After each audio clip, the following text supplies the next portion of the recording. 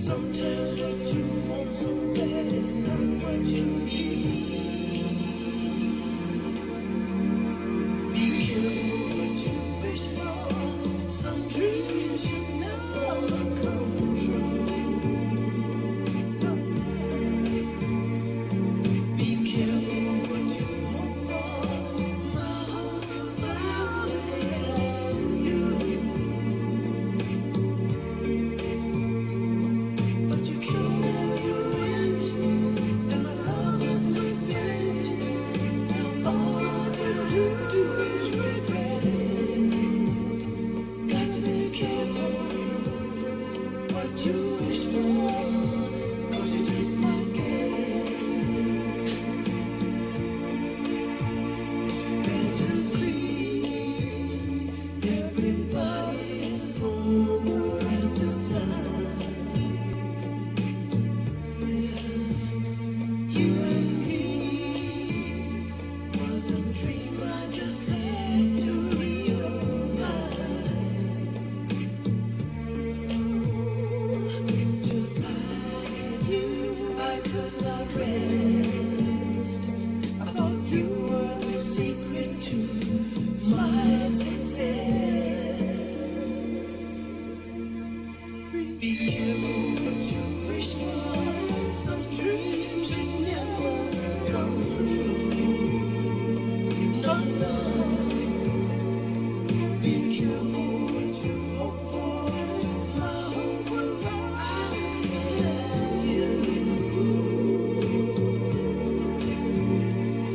Those riders are wait and handle it right, and success can destroy you if you let it. Got to be careful what you wish for, 'cause you just might get it.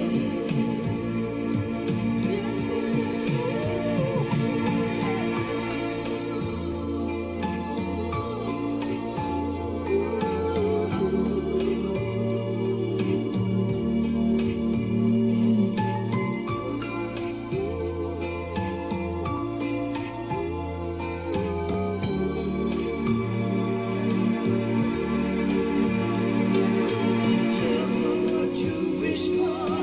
Some dreams you never come true. Be careful what you hope for. My hope was out in you. But the life you imagine sometimes be fragile. So many things could upset it.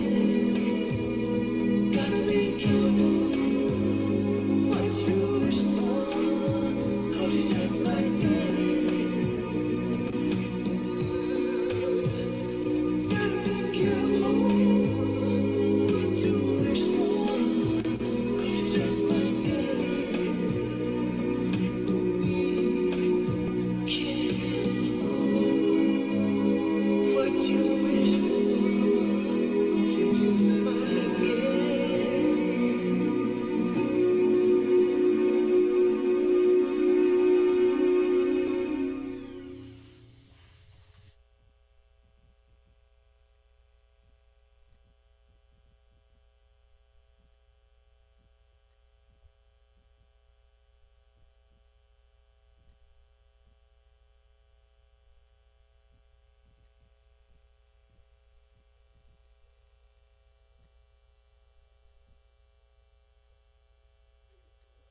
The Son of Man Speaks magazine today. With the Son of Man Speaks magazine, you'll receive automotive tips, wholesome recipes, financial advice, and most importantly, a true understanding of the Word of God. Get your copy of The Son of Man Speaks from these select locations. Sisters, Braid 2, 18070 Mount Ellie, the Shell gas station, 13110 West 7 Mile Road. To get a subscription, call 601-786-9788. That's 601-786-9788. The Son of Man Speaks magazine, dedicated to becoming free indeed.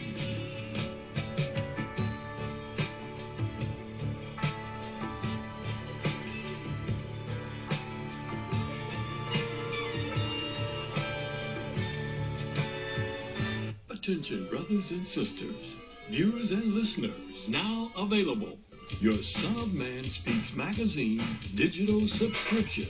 Your digital subscription to the Son of Man Speaks magazine will also include our monthly e-newsletter, both delivered to your inbox. If you have any questions regarding the digital magazine subscription or digital newsletter, you may send an email to shabazprinting@thenewnationofislam.com. That's shabazprinting@thenewnationofislam.com. Or call 1-601-786-9788. That's 1-601-786-9788. You can also subscribe online. Visit www.thenewnationofislam.com and click on the magazine tab to register for your online subscription. We would like to invite you to help support the efforts of the Unity and Rebuilding Fund. Visit the website at www.unityandrebuildingfund.com. That's www.unityandrebuildingfund.com. We often hear how we need to work together to rebuild the city, and we're actually doing it. You can make online donations and click on links to track the progress of the Unity and Rebuilding Fund. And for more information, 313-868-0000 is a local number. Again, 313-868-0000. Support the Unity and Rebuilding Fund. To make your online tithes, offerings, donations, gifts to the Son of Man through Cash App, make your payment to $New Nation of Islam. That's $New Nation of Islam. Or call 601-786-7056. 601-786-7056. We love Detroit. We are at where? Hey, Larry, we are right here on Mount Elliott in Detroit at Sisters Braid 2 Hair Salon. Oh, I'm talking. I'm going on cleaning this place. It looks like Beverly Hills or something. Absolutely beautiful. You guys know I wear my braids. Larry's going to buy me something. It's going to be a hairdo, guys. It's going to be my hair today.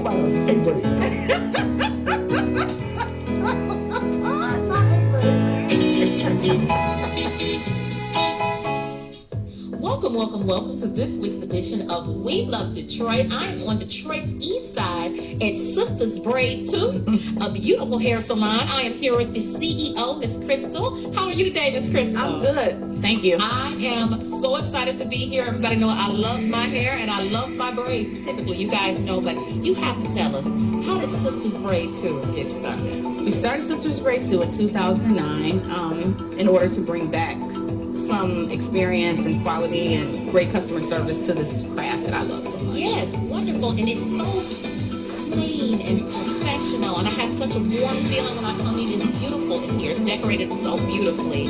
What made you come and choose this spot right in the heart of Detroit, Detroit East Side? What made you come?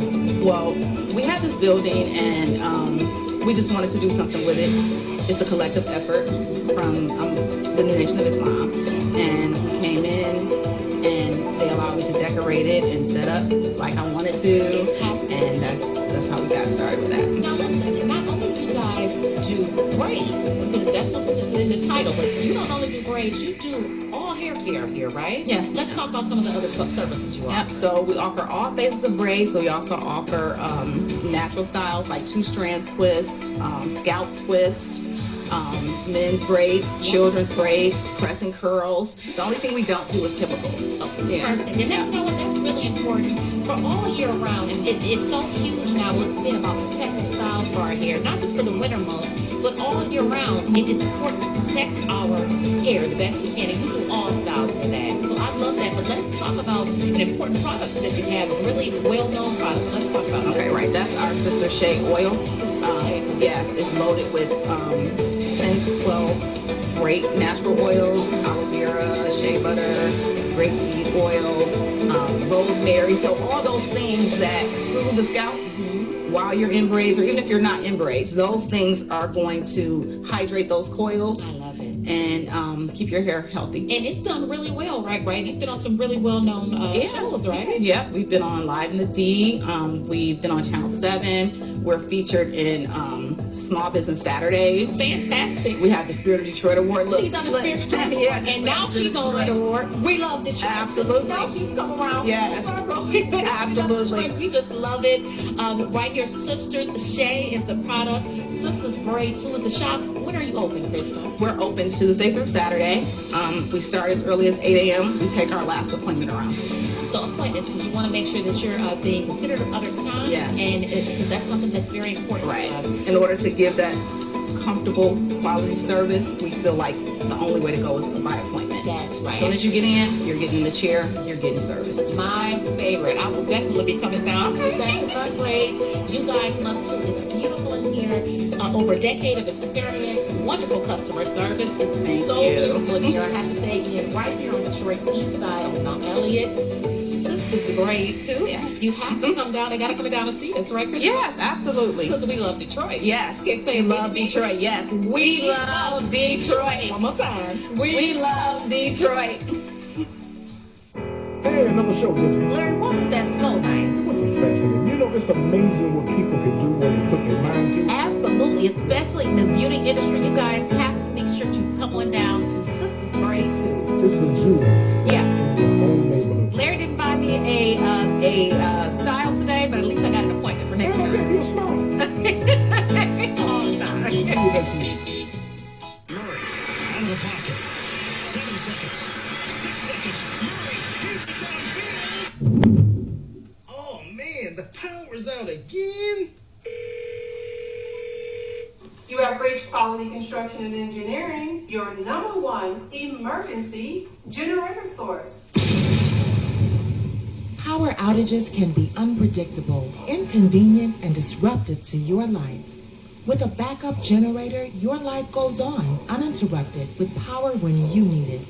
Not to mention the peace of mind of having your property suited to weather the storm. Whoever would have thought in Houston, Texas, that we would have an ice storm? It did happen, and that Sunday night when it came in, I got up and looked at the front door. Everything was pitch black. It was horrible. Something out of a novel or a science book that you had never seen before. Once the lights went out, my generator popped on. It ran 55 hours. The only one had lights. Get your backup generator installed with Quality Construction. We install both residential and commercial generators, so you're always covered. Schedule your consultation with us by calling 1-855-876-9370. That's 1-855-876-9370. Or visit us online at www.powerqec.com. That's www.powerqec.com. Financing is available with low monthly payments and 0% interest for 18 months. That was the best investment that we could have ever made. That's my backup, the generator. Generators with Quality Construction, built tough enough to weather the storm.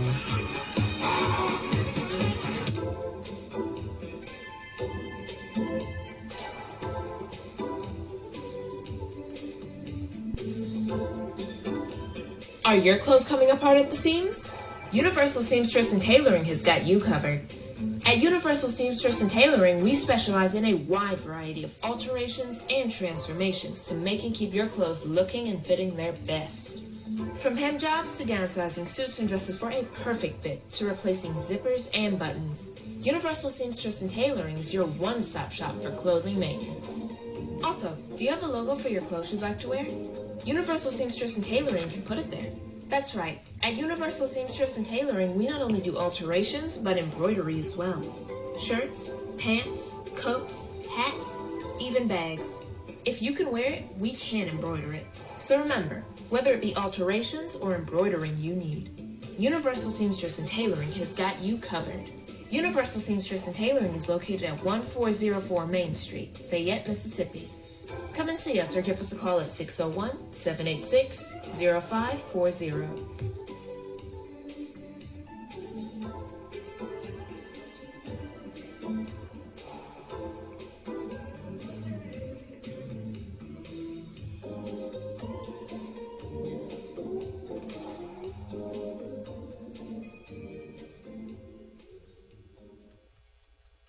just used your other one though today because it was, look, it did 2 drips, and I was like, oh, I can use my umbrella.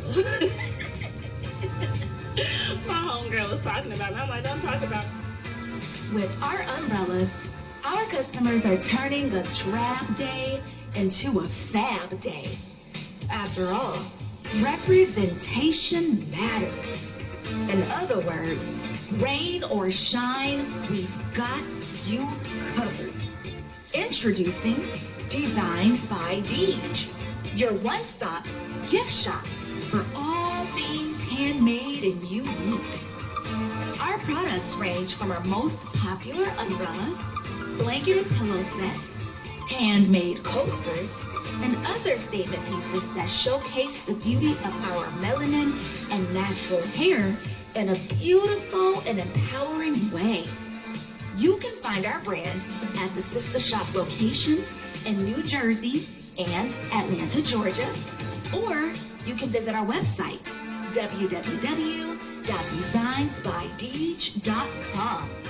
Again, that's www.designsbydeej.com.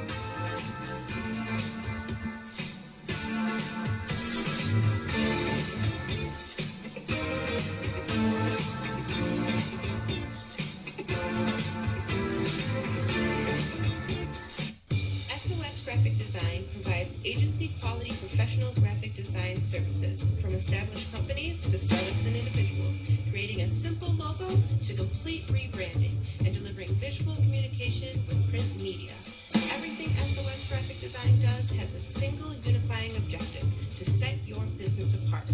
We are at your service. Call 313-342-2166.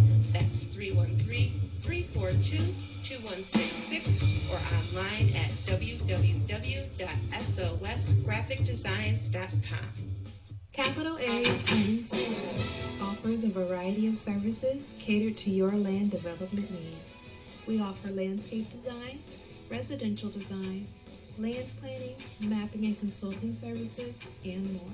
We have over 20 years of design and land planning experience. CAPS LLC offers services to developers, builders, architects, surveyors, contractors, government agencies, and private landowners. Feel free to contact us to find out which services are available in your area. You may reach us at 601-326-2966. That's 601-326-2966.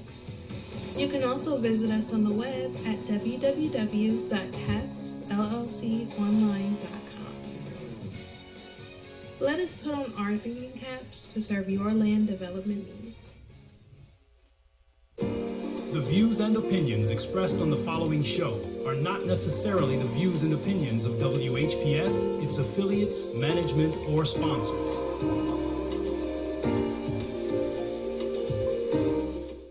Brothers and sisters, are you tired of reading the Holy Scripture and not really understanding what you read? And if you're reasonably sure, have you ever tested that what you feel you know with someone that has a different view than your own? Then let's talk with one another. Then let's reason with one another on a scriptural discussion with the Son of Man every Wednesday at 9 p.m., Friday at 9 p.m., and Sunday at 12 noon on WHPR TV Detroit Live, 88.1 FM WHPR, and Comcast Cable. Why don't you call and discuss the Holy Bible, and if you have one, the Holy Quran, and come to an agreement about the Holy Scriptures and their true meaning? You can call in live on the air at area code 313-868-4336, 313-868-0342, or 313-868-0351. That's 313-868-4336, 313-868-0342, or 313-868-0351. And now, let's go live with a scriptural discussion with the Son of Man.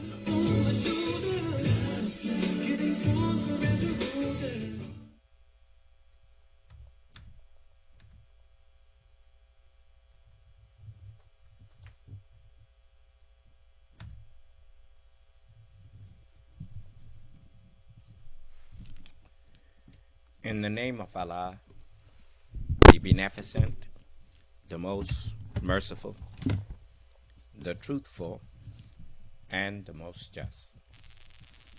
I greet you all once again who are hungry and thirsty for the true understanding of the Holy Scriptures and for the truth in general. I greet you all with the greeting words of peace. May Allah's salam alaikum. We want to begin as usual with those who have questions or disagreements with us. We will show you the respect that we would like to be shown of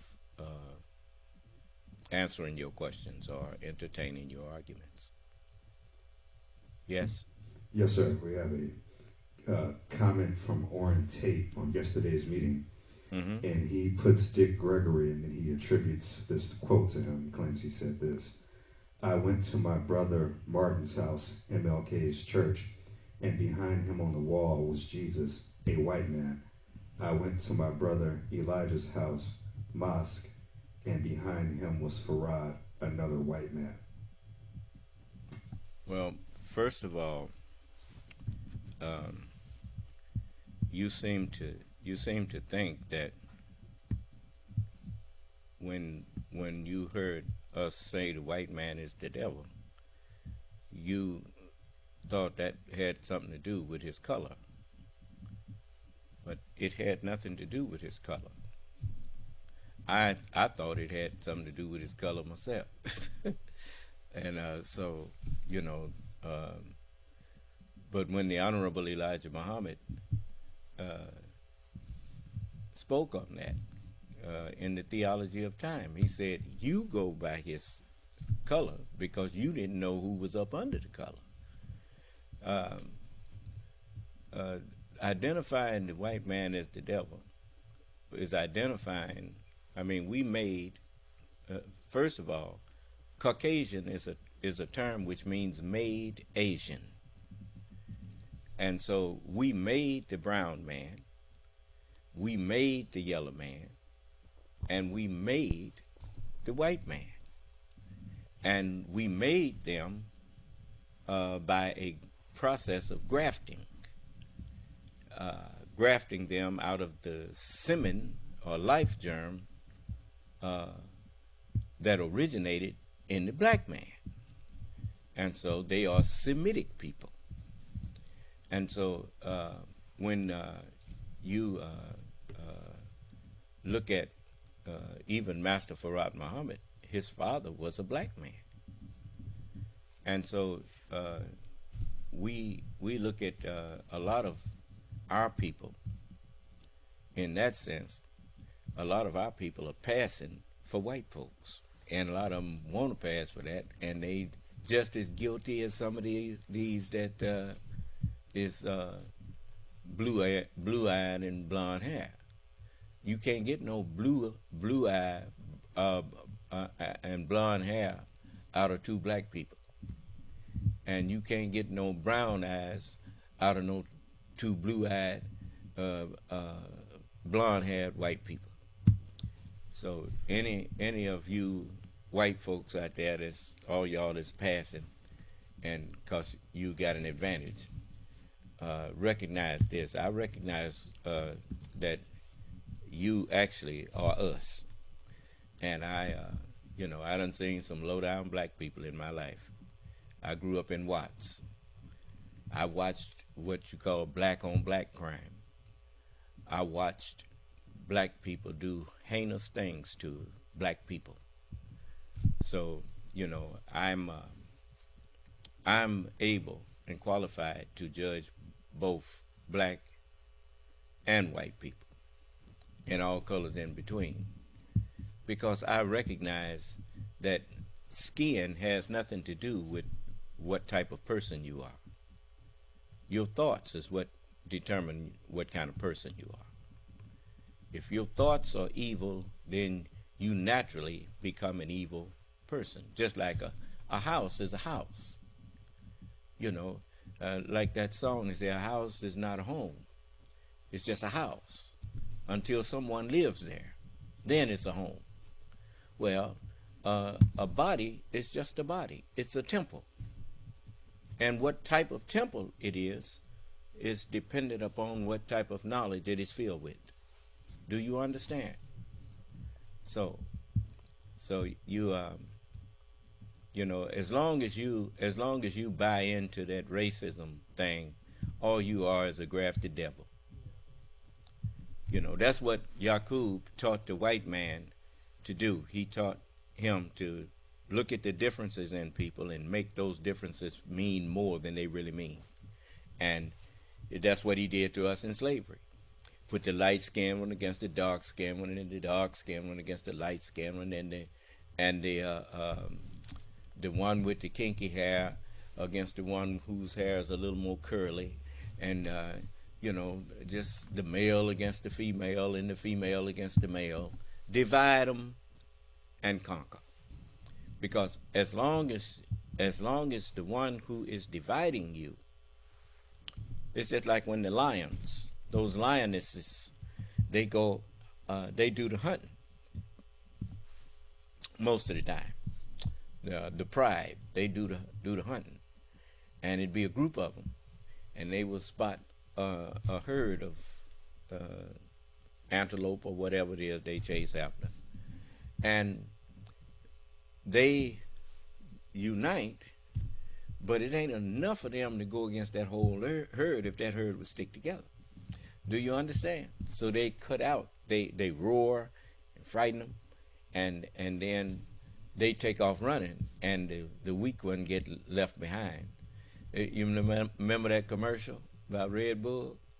And it says, Red Bull, Red Bull make me run faster.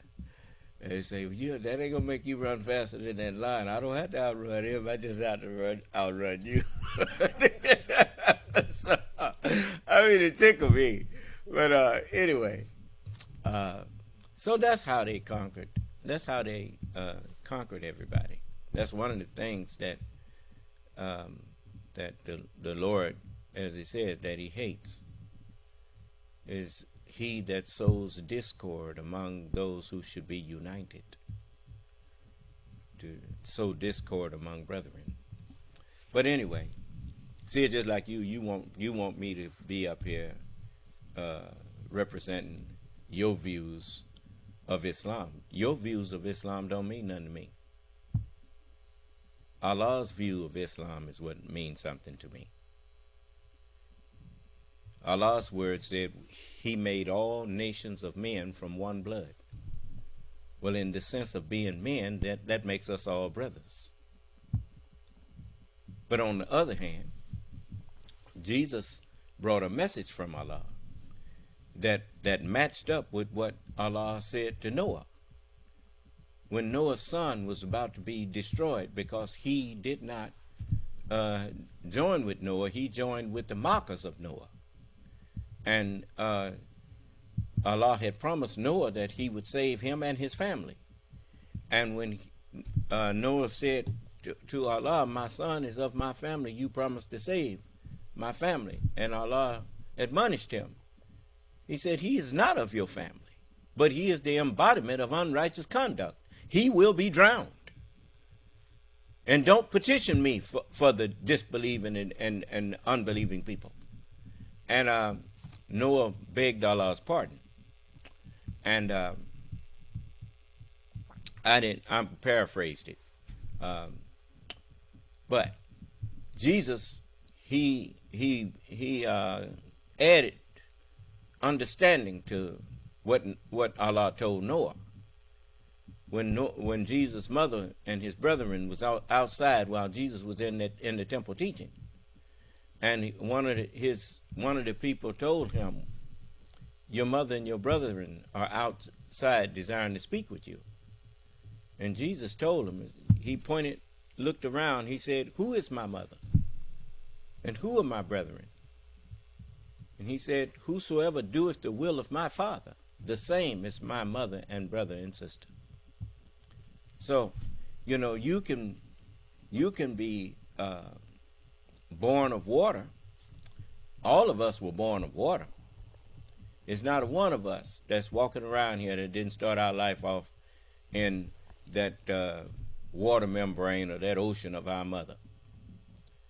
But after that birth, the scripture says, except a man be born of water and of the Spirit, he can't see the kingdom of God. Except he can't enter into God's kingdom. You got to be born in your mind of the spiritual knowledge. You got to get inside this water membrane called Holy Scriptures. And that's why you have to hook yourself up with me. See? Because, bodies are born many with one head. I'm the head of the new nation of Islam, and that nation has been conceived, and it's now growing in this womb. And it's up to you whether, it's partly up to you, because even if you choose to join with me, that don't mean that Allah accepts you. Because some, they join with me and then they don't do like I tell them. And if you don't obey me, you're not really of me. Do you understand? And so you have to be, I'm not going to take too much disobedience. I know sometimes it's hard. But if you're my follower, then follow. Am I clear? All right. Did the brother have a follow-up question? He didn't type anything else, sir, but we do have something from that woman from the other night. She has questions that she typed here. What is her question? Yes, sir. Irma Patton says, I would like to ask a question, please. Who is God's chosen one, you or Minister Louis Farrakhan? You could have answered that question for yourself. Who's speaking with God's words? If I'm speaking with my own words, then obviously God didn't choose me. But if I'm speaking with the words of God, if I'm speaking to you straight out of the scriptures, is Minister Farrakhan doing that? Now, what is your next question? She typed after that, she put in, did Allah give the message to you and Minister Farrakhan for the people? Well, obviously, that question has already been answered. So what is the next question? That was it, sir. Okay. I mean, it's people, they all the time, they ask questions that show me that they ain't been paying attention. Are we in any of those new forums yet? Did you get us set up in any new forum? We're not ready to go just yet, sir. Okay. You let me know when that's ready. I don't want to spring no surprises on them people. Yes, sir. All right. Let me let you hear the messenger here.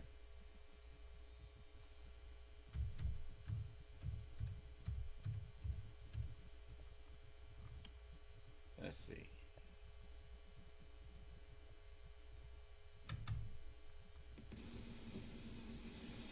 Greetings to you. I'm Elijah Muhammad, the preacher of freedom, justice, and equality to you, my poor black people who has been lost in the wilderness. Before I let him speak, now, anyone that's claiming to be a leader for you now, if they did not come up under the Honorable Elijah Muhammad while he was here, if they did not come through that, they can't be the one. It's kind of like, if you saw that, you remember the Highlander? All of them who was from that place that he was from. I don't forgot the name of the planet, but they were all sent to Earth. Do you understand? They all came from Zeus, Dice, or someplace. But, and at a certain point, they had to compete with each other with swords. And whichever one took the other one's head gained his power. Do you understand? And gained power from him. And as steel sharpens steel, man sharpens man. Is that right? How did Muhammad Ali become the heavyweight champion of the world? He had to fight people. He had to spar with people. And then he had to have a contest with someone who was his equal in weight, but not his equal in skill. Do you understand? But you wouldn't find that out until they got in there in the ring. Is that right? Okay. It's just like with me. How many other so-called leaders out there do what I do? Name one. Gino used to try to do what I'm doing till he met me. Then he stopped trying to argue with people. Unless he did it on the QT. Do you understand? You see? So, the mere fact that you cannot find anyone who challenges me or who's willing to come in here and challenge me in a civil dialogue concerning the scriptures should tell you that I'm greater than the rest of them. But I want you to hear the messenger saying some things. You were about to, is this some new question? She had a statement, I guess, and she said, tell my brother I meant no disrespect. Okay, it's no problem. It's no problem. That wasn't disrespectful, and I didn't take it as disrespect. She was asking a question that many people may have had. I'm going to let you hear from Minister Farrakhan telling you that God didn't send him. But first, I want you to see Minister Farrakhan, his very name that the messenger gave him, he never told him what it meant.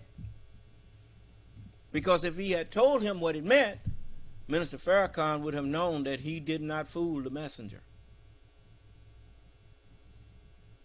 If I'm lying, I'll give Minister Farrakhan or whoever $50,000 and pay with my life if he can stand here and tell me that I'm lying, that the messenger never told him his name. And he stood up and told us that.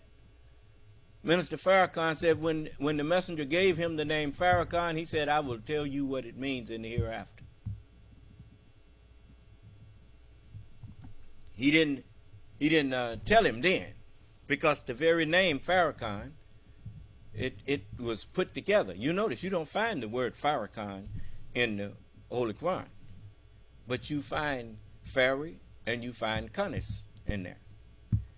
And Fari means forger of lies, and Kanis means he hid himself. I remember once when the messenger was introducing him, he said, I want you to know I have one of my great helpers here. He said, wait, come on, what are you hiding back there behind the sycamore tree for? Come on out here where the people can see you. and he kind of chuckled. It's because people used to think they was fooling the messenger. And they wasn't fooling him. They was fooling themselves into thinking they was fooling him. But anyway, I want you to hear the messenger. So it's going to take a little time to get to it. I'm going to try to find it. Let me see. Of North America for the whole race of people. This people that I'm referring to, for nothing but their doom. The judgment, oh, the judgment, that dreadful day, it is here, it is not to come. Hundreds and thousands of signs have their prophets set before this day. I do not have time and space here to go over signs, for you're in them now. You see and you read of a free chance to go to heaven, to see the hereafter today. The work of the day is on the wall. I bear him witness. A dreadful day. Tremble in fear at times when he knows that he's Almighty Allah. He intends to bring her to her knees, according to the Holy Quran and according to our own scientists today who have went. They are trying their utmost. The 8th and 44th, they was created for soul who went out. And two great judgments is now working on America. Storm, wind, rain, hail, snow. How much of this is yet to come until that you are totally helpless? Pour snow upon your country from the north. Destroy her home. Destroy some mercy, and will delay their time, their doom, to some future years yet to come. But here is that man with 9, he gets him 1, that wants to carry out the evil against the righteous. When will that day come, they keep asking? Maybe you don't have to ask that question. When the judgment will come, it's already here. Just go to look at and see what's going on. And then stop and listen. You will realize you witness that we're in it now. Great separation must take place. I have been pleading to you, black brothers and sisters, on the last page than you. And this lesson teaches you that God's eyes in another direction. How? Only thing they want to do is to get you for miss. People, wise, know is come. And as it is written in the Revelation, our wealth, our money, storing it up to pay off eyes over the country to show you how much he hates. But he don't believe she's going to be paid back. Woe to America. The judgment is going on in America. The people claim that they're better than anybody else. I've been trying to skim it, but I don't look like I'm going to be able to skim it, so I'm going to speed it up, and when I get to the part that I want, I'll slow it down. So just give me a minute here. Turning the whole nations of the earth, the aboriginal people, the black man, into following them, believing in them in their falsehood, he would be able to carry down at the day of resurrection their judgment for everyone that did not have the knowledge of him, of their righteousness, for they are all race of people. This people that I'm referring to is none other than the white race. They have ruled according to their God, to forgive them the knowledge who made them and taught them how to rule us for the past 6,000 years. This has been done. And they brought us up without the knowledge of ourselves, making us afraid to them in the day of judgment in which we now live. Who will judge the Son of Man? Who is this Son of Man, you may question? He is a man that the Almighty God of the black man's nation made for the purpose of being the judge today. He's called and is known as the Son of Man. This makes it clear to you from both scripture books that is the Bible and go on, that you don't expect anything but a man to sit judge over the nations of the earth on the day of judgment. As the 28th verse of the chapter 45 of the Holy Quran, it reads something like this: and I will see every nation kneeling down. Every nation will be called to its record. Now, the 29th verse says, this is our record that speaks against you with truth. Surely wrote what you did. This is the voice of the Son of Man in the judgment. Watched over us. And every action that we taken was written, what it was good at. The evil who told us, the devil in person, an open enemy about you, deceiving us all these centuries and thousands of years. Today puts on one of the greatest shows that ever was put on by man to get us to go to hell with him. Temptation. He knew the nature of us. That man always has that nature to want to do. This he laid over us up until this very minute.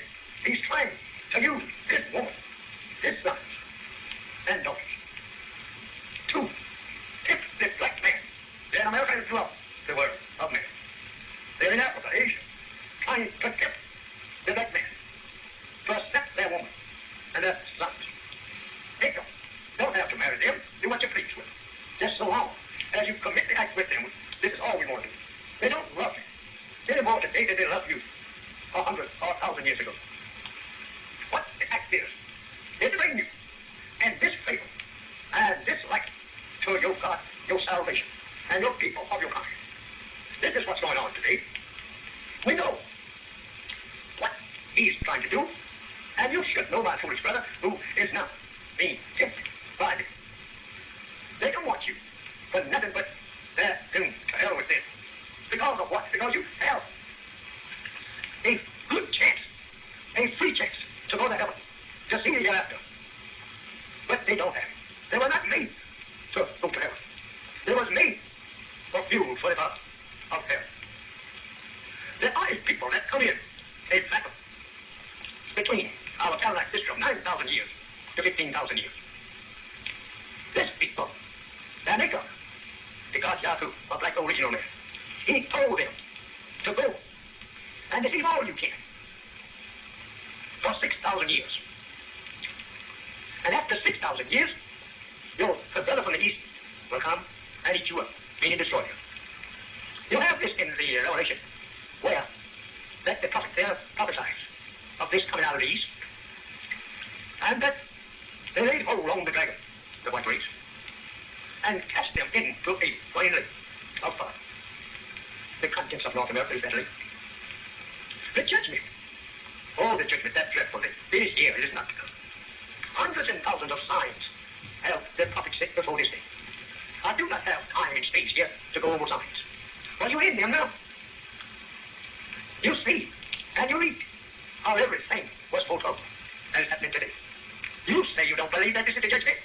Tell me, Mr. or Mrs. or Miss, have you ever seen a time like this before? Have you ever seen the clouds, the rain, the snow, the wind going, look like out of the very law of the nature in which they were made? To send rain down from the clouds to the earth. This rain has become an evil thing now. To send wind to satisfy the poor man who is lying in the desert. Cool him off from the fiery heat. But this wind has become an evil wind. She's blowing, but it's destroying the lives and the property of the people that's in its path. Have you ever tell such storms? The property lives of human beings in America. A country who claim that it follows Jesus. A country that people claim that they're better than anybody else. Oh, what the day. I could could repeat with their own scientists. And the Bible is wet today. The wet of the day on the wolf are their witness. They dreadful day. A day in which the anger of the Lord is killed. They kiss the wicked. And it is all that do wicked. And it is the proud who think that they are too proud, too wealthy, have too much to look forward for other than bowing to God. But both Bible and Holy One that everyone will bow before the Son of Man. Every human being on the earth must submit on this day that there is a God over it. We're not made or created without a name of purpose. So says the Holy One. And this is true. The very nature of us warns us against evil, especially the black man.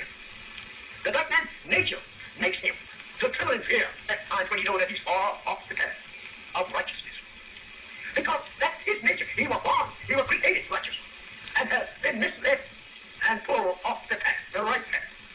Therefore now, on opening his eyes by the powerful God of the universe, who came into person of Master Farad Muhammad, whom praises his name, who has taught me all that I know, who protects me in going out and coming in, who has promised me a place near him on the final end. Should I not be at the most anxious to teach you and preach to you of the woes and the destruction in which he has made known to me that he will do in this day and time? We're living in it. Woe to her, remember she's in trouble. She is in trouble. She has angered their God of God, Almighty Allah. He intends to bring her to her knees. He has the power to do it. Many nations before you thought that they were able to stand and contend with God and fight him with his own weapons. That's according to the Word of One. He destroyed them, buried them under the sand of Arabia, Egypt, Africa, and other eastern lands. Until today, you will have to go and dig and dig to find the marks of their civilization. There, according to the Word of One and according to our own scientists today, who have went and dug, dig the figure can be, declare that they found buildings down under their sands, all of the light, some of it unearthing themselves. These wicked white race have been continuously to do evil and leave the black man and the filth and evil. They are today, while they are in judgment, they are trying their utmost, night and day, every hour, 24 hours, to get you to yield to evil and filth.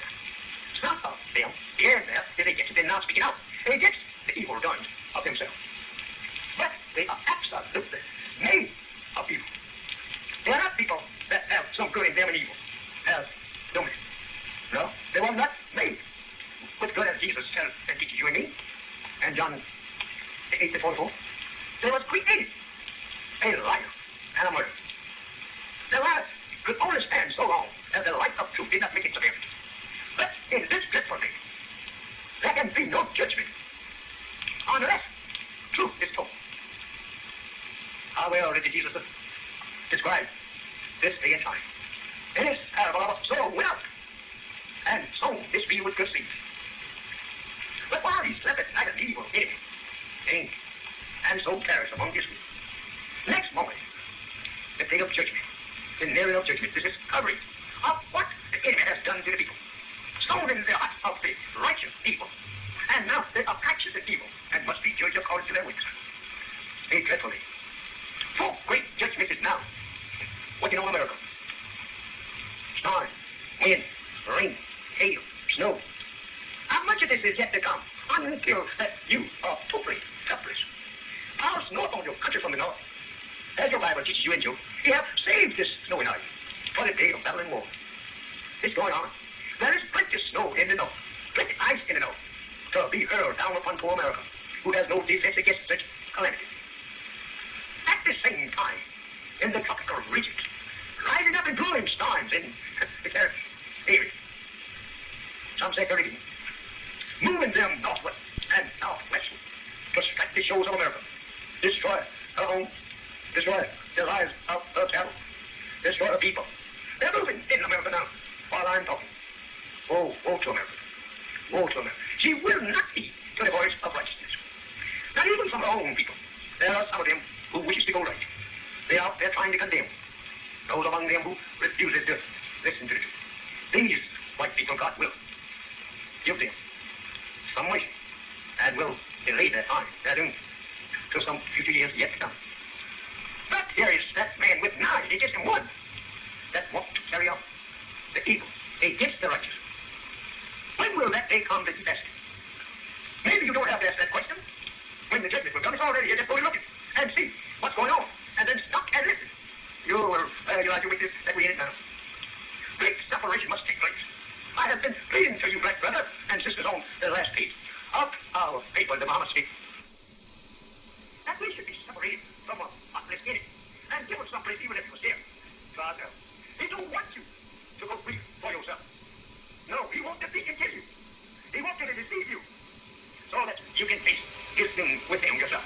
While you have a chance, God has forgiven us before ever that we were born. There's somebody, vision of the dry bone of Ezekiel, that of battle, is none other than you. And this lesson teaches you that God did give them life. And they did believe. They followed to him and believed. The Holy One and Bible both teaches that he will force us to believe since that we are his. We are the people of the righteous. But you have been so foolishly pointed out that evil now become lovers of evil and haters of good, like the enemy who is misleading you. I say, my friend, let your weak do as the Holy One teaches us, the Muslim. If you see something that is going to tempt you, cast your eyes in another direction. How can you love a people and go marry them, take them for husbands and wives, while they have killed your fathers and your people all the day long ever since that they landed on the shore of this country? Why don't you think something like love and respect for yourself and your kind? If they had been treated by you like that, they would not even speak to you only with father and I, Steve. They would not speak to you.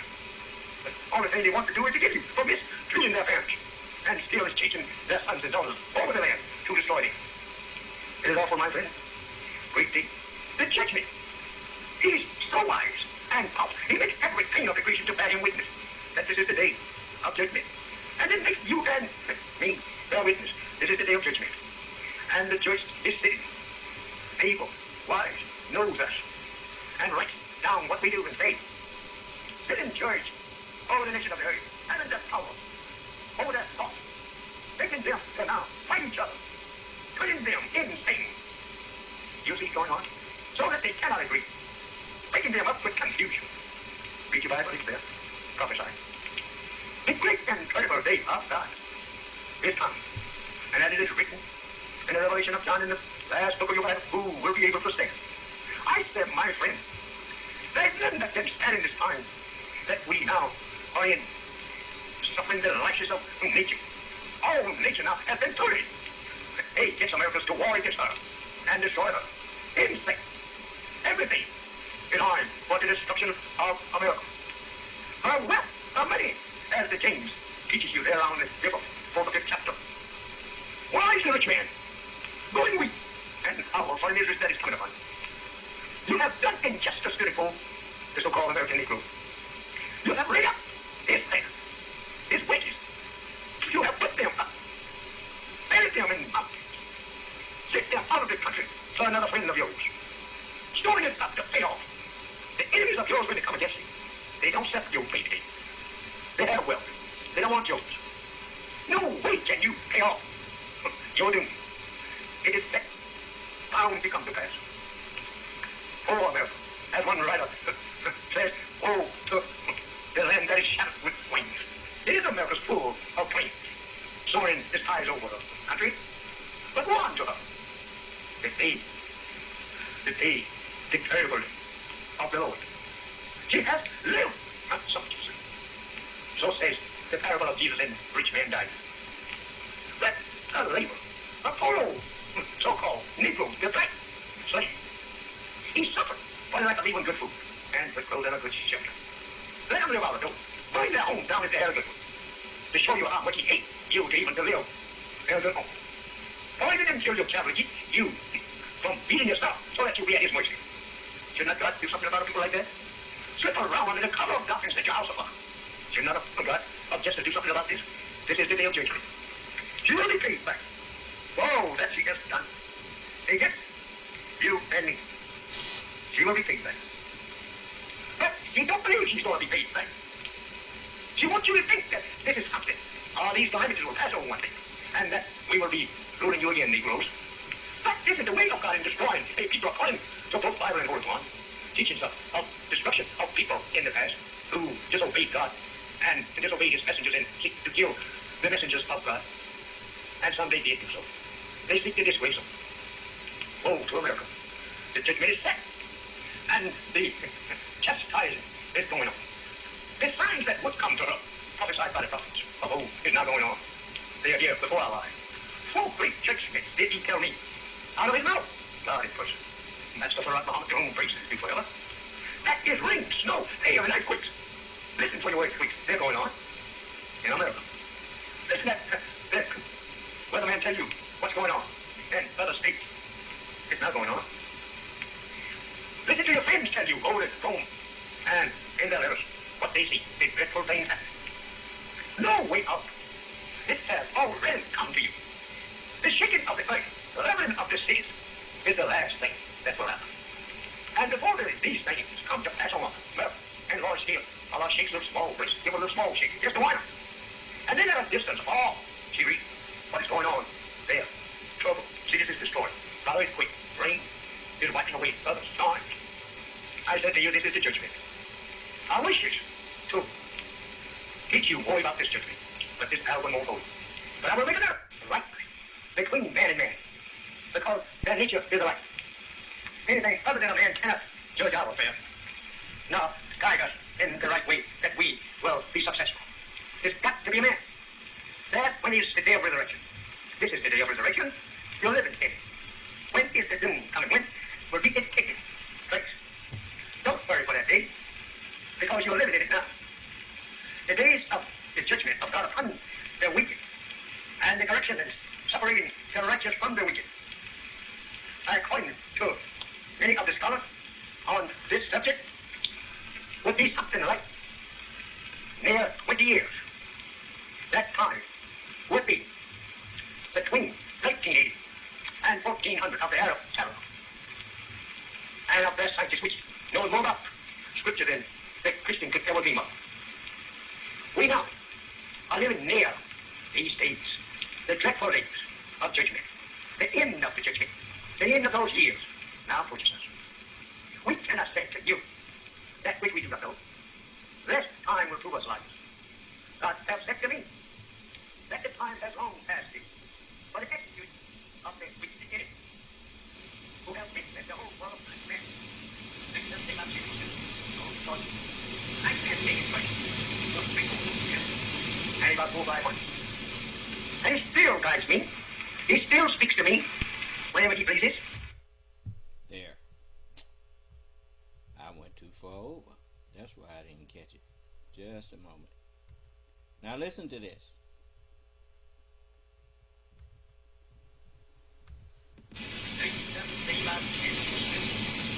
Oh, Lord. I can't say it first. Just bring over here. And about 4 by 1. And he still guides me. He still speaks to me whenever he pleases. Right directly the voice come to my ear from his mouth, right to listen to your voice from you. Whenever Did you hear that? The messenger said that God still was guiding him, still speaking to him. He said that right directly, the voice come to my ear like a word come from you. Do you understand? He says, just listen now. Places. He has taught me so many signs, right directly the voice come to my ear from his mouth, like to listen to your word from you whenever he pleases.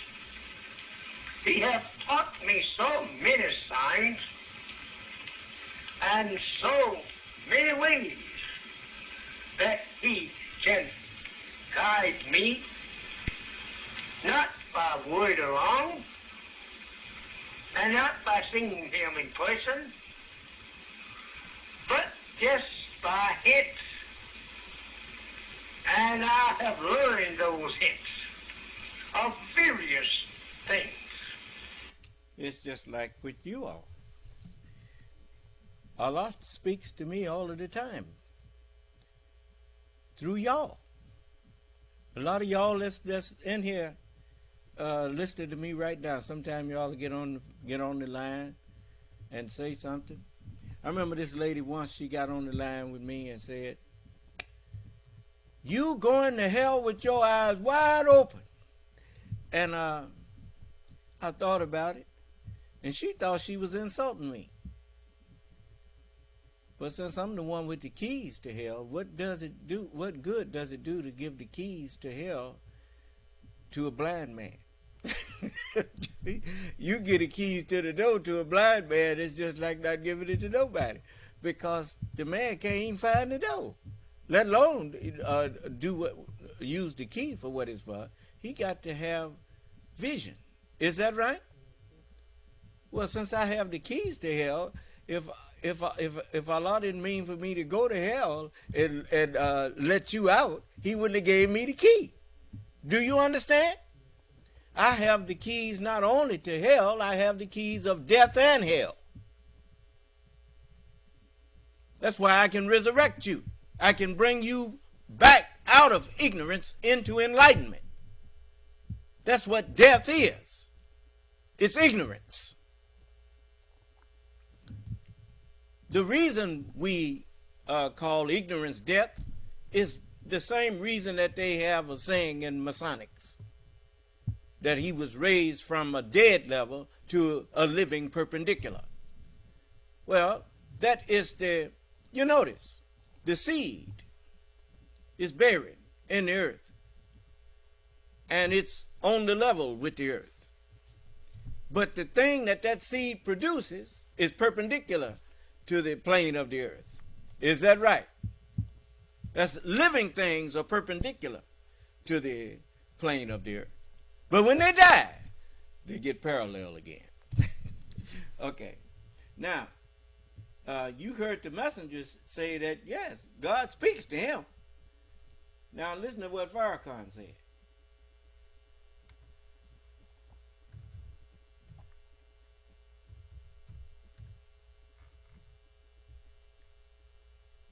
Let's see here. I think this is it here.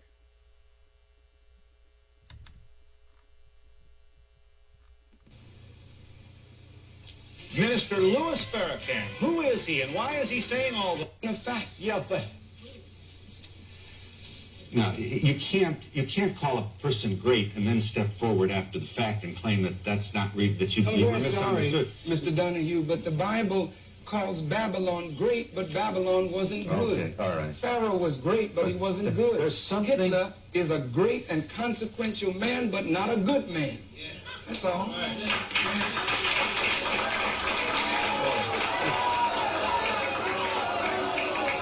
I'll tell you this. See, now, Donahue was not no dummy. You ain't never seen the white man invite a black man on the television on such a large audience that he didn't think he could deal with. Do you understand? See, he knew that that most of these. Did you see The Devil's Advocate? You remember at the end when the man turned the devil down? The devil came to him in another form and told him, stroked his ego, and the man bought into it. Because and the devil said one of his favorite sins is what was it? Vanity. Yeah. Most people, you notice most celebrities and most people who are stars, they feed off of the applause and off of the praise. And then after they get so full of it, pretty soon it's like I remember this brother that I used to work with, and when I first moved here, cutting hair. And we'd be talking sometime. And he said, look, Marvin, he said, the more you feed a hog, the more he eat. And I thought about that. I said, I'm going to hold on to that one. Because, because after a while, you see that hog, he eat, and then he roll around in his food. And, he root all in the earth for it, and pretty soon he's just a sloppy animal. And you notice people that get praised a lot, just like they don't want nobody around them that don't praise them. You understand? And then they got to have it because they're so empty otherwise. They need that high. They need that, because they're trying to fill a space that God belongs in. They're trying to fill it with their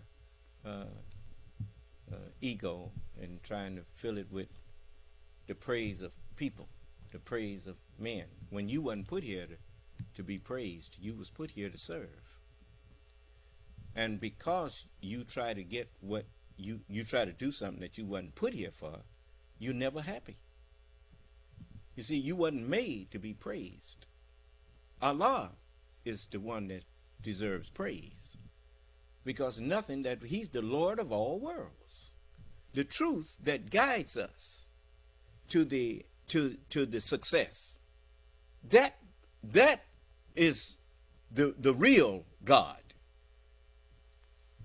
That's what makes us humble ourselves to the truth and recognize that the truth, even though we don't see it, the truth produced in us reproduced itself in us, that which can't be seen except through work. Do you understand? Through what we are guided by that truth to do. And so we are beings, and we are constantly in a state of being and becoming. That's man.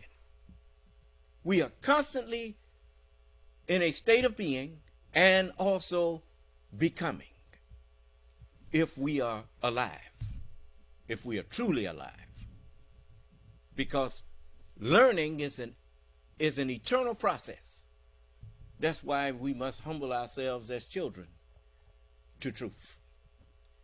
When the truth comes to us, when facts present themselves to us, we can either turn our back on those facts and suffer, or we can humble ourselves to those facts and make an adjustment, like going down the highway. As you follow a highway, you following facts. You know why? Because the fact is that the highway is curving up here. That's a fact. If you ignore that fact and keep the wheel straight, you're going to wreck. I didn't hear you. You cannot turn your back on facts and be successful. If the highway is zigging and zagging, you got to zig and zag with it.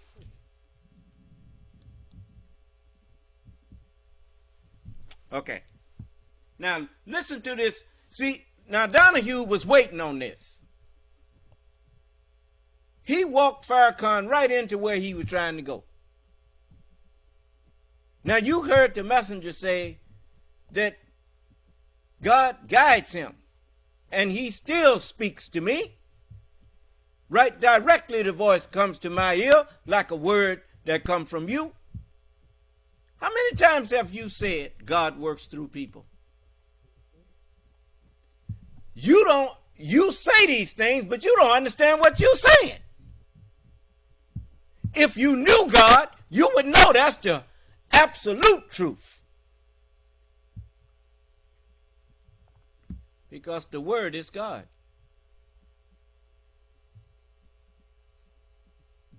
The truth is the grantor of dominion. Listen to me. The truth is God, the grantor of dominion. We just said God because we spoke the wisdom of God in a mystery. Do you understand?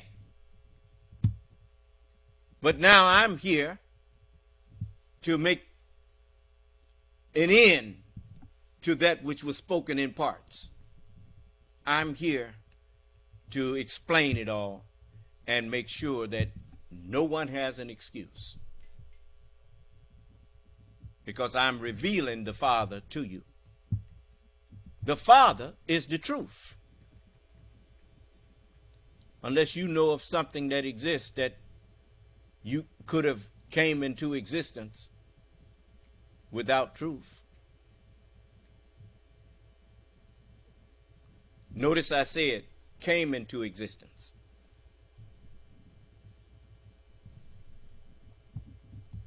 So don't you dare say matter. Matter didn't come into existence. Matter has always existed. I didn't hear you. But that which the forms that we put matter in, those things were fathered. They came into existence with the help of truth. Huh? The truth did not come into existence. The same way, what is truth? Truth is subject matter. You notice, at one time they was saying it was 108 elements, wasn't it? But they what? They discovered 10 more elements. Huh? Well, it's 118 now, 119 they done discovered. Sir? 118 elements. Okay. Subject matter is the same. When the Wright brothers was trying to fly, the truth was that they could fly. But they had to discover the means to create or make material that would carry them. They had to make it lighter than the force of gravity that was holding them down. And so that was taken into account. These men wasn't dummies. They were ahead of other people in their thoughts.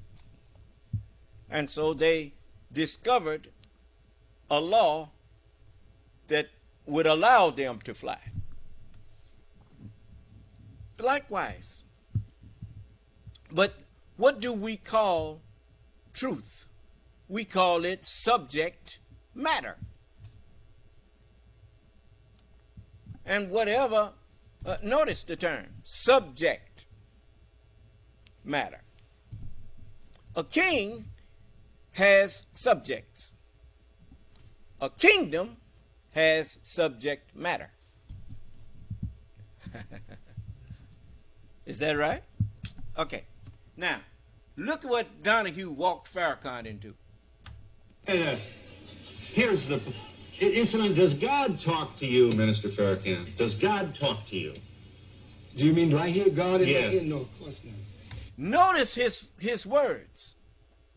He didn't just say, when he was asked, does God talk to you? No. He didn't just say no. He said, no. You mean in my ear? I said, no, of course not. Why did he say, of course not? Because the Honorable Elijah Muhammad said that directly the voice comes to my ear like a word come from you. He didn't believe that. Do you understand? Now, how in the world can you claim, or I claim, that God chose me to be his representative, but he don't talk to me?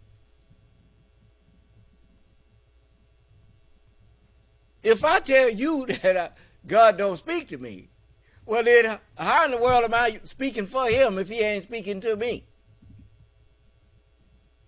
He addressed his word to me. Son of man, take the book, eat it up. Now go and speak with my words unto them. So don't play dumb. You don't hear the word of God coming out of Minister Farrakhan. You hear Minister Farrakhan's words coming out of Minister Farrakhan. Same with Geno Jennings and all these other people. I defy any of these white or black preachers or imams or whatever you call yourself. Come in here and I will prove to you that I'll make you admit you lying when you say that God sent you.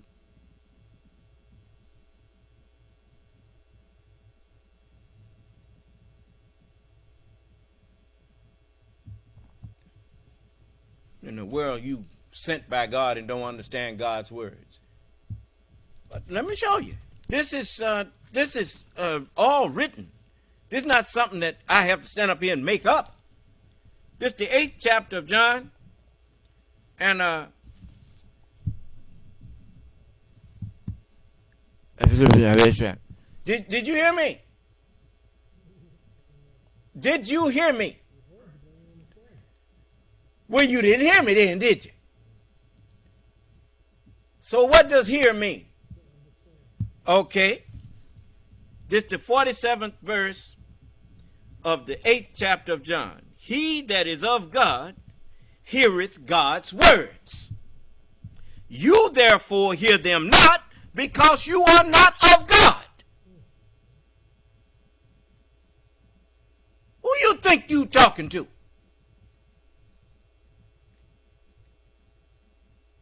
Don't be comparing me to none of these people out here. Ain't none of them doing what I'm doing.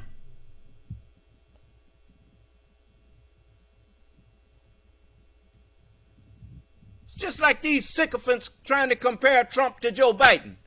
How you do that? That man been serving this country since he was 29 years old. And doing it faithfully and honorably. Then you want to compare him to this sycophant, to a man who needs to be on medication.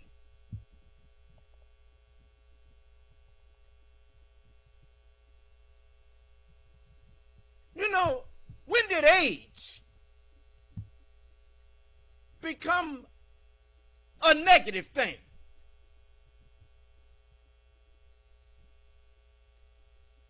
The Constitution is 200 and something years old. You want to throw that away too? You are a damn idiot. So go on, because you know y'all better stick close behind me. One of these mornings won't be long. You're gonna look for me. They're gonna look for us, and we'll be gone. Don't worry. Sometimes you have to, when a ship is going to sink, you have to get in the lifeboat and, you know, Allah is so wise and powerful that he can exalt the valley and make every mountain and hill low and exalt every valley. Did you know that? Who raised the mountains on the earth in the first place? Allah did. He can push them down. It's untouched, very fertile soil in the valley. You call them oceans. So let's see here. I told you I'm going to fix every one of you that hated me. You mark my words. You remember, have I lied to you ever? Have you ever heard me say something and you found out it was a lie?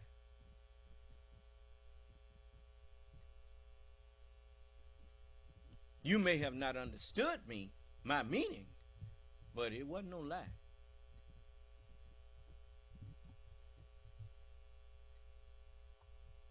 Now, that's what people messed up with the scriptures here. They didn't understand them, so they started saying it was a lie.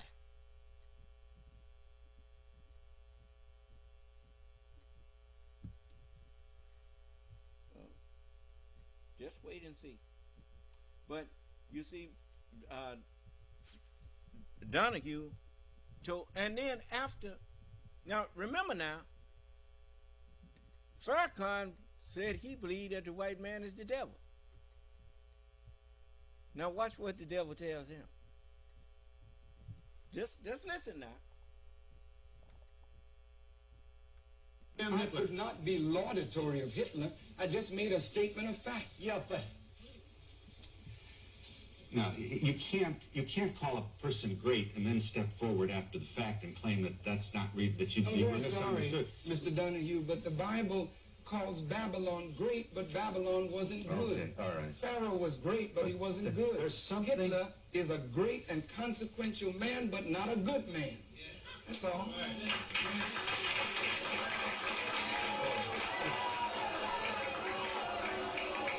I'll tell you this. Let me say this. Here's the incident. Does God talk to you, Minister Farrakhan? Does God talk to you? Do you mean, do I hear God in Yes. my ear? No, of course not. Are you a prophet? No, I'm not. So you are then.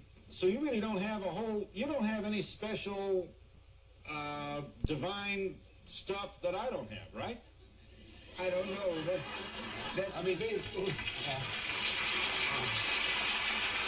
Now, he just got zinged, and he's sitting there grinning. I know where you gonna tell it. What I look like telling the devil I ain't got no special divine stuff that he don't got. I got plenty of divine stuff you ain't got. Ain't none of you got it. Of course, don't none of them want to talk to me. Who else did they not want to talk to? What was that man's name? The Honorable Elijah Muhammad. He told you that him and me was like two arrows shot from the same bow. So, you notice when Fox was talking about Congressman Thompson. Congressman Thompson was here talking with me, but Fox didn't want to talk to me, but they talked about him over here talking to him, the new nation of Islam. You know, see, they know him here, but they didn't even say he was over there talking to a man who called himself the Son of Man. Why didn't they say it's a man in Mississippi there claiming to be the Lord himself? They talked about David Koresh. They talked about Jim Jones and all of them people. They told you about them, didn't they? How come they don't tell you about me? Am I crazy? You know, I mean, you know, folks say you crazy when you say you something like that. You got to be crazy. Trouble with calling somebody crazy is if you call them crazy, then you got to offer some proof of it. Talk to them. Show them that I'm crazy. Come on in here and talk to me.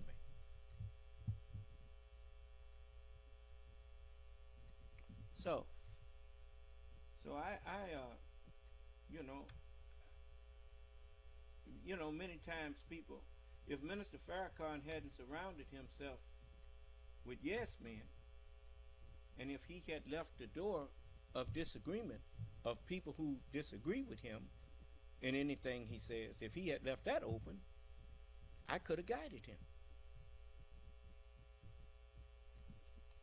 But he don't want to talk to nobody that disagree with him.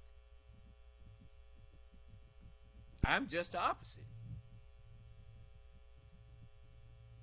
Because, look, I want to be right. Well, if I want to be right, why should I not want to talk to people who could show me that I'm wrong?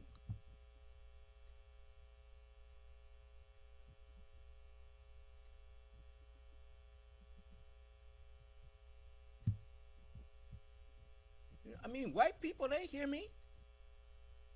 If I'm wrong about something that I'm saying, I'm open to your disagreement. Show me. But all I've gotten from most of you is insults. To insult a person does not prove that they're wrong. Most of the time, it's proof that they're right.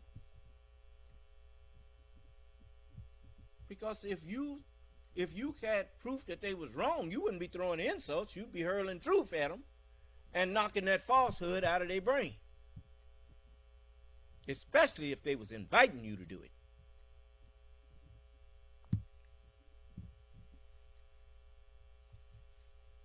I didn't hear you. All right.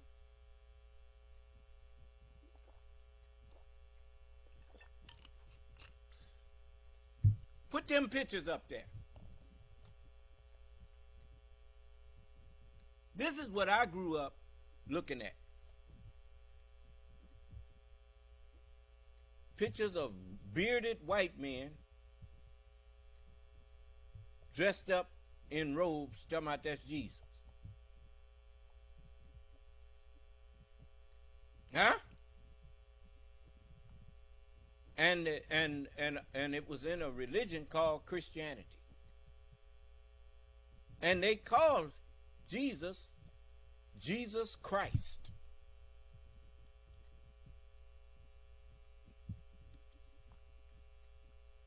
And so they made us think that Christ was an individual.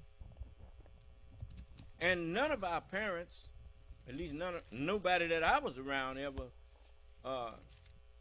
took me to the 12th chapter of Corinthians and the 12th verse. I didn't discover that until I was awakened by the Honorable Elijah Muhammad, and he told me that he was here to put my mind back into the scripture so I could find the truth that he was teaching. Do you understand? And so, in the 12th verse of the 12th chapter of 1 Corinthians, it tells me that Christ is not one man, but one body of men. It says, for as the body is one, and hath many members, and all the members of that one body, being many, are one body, so also is Christ.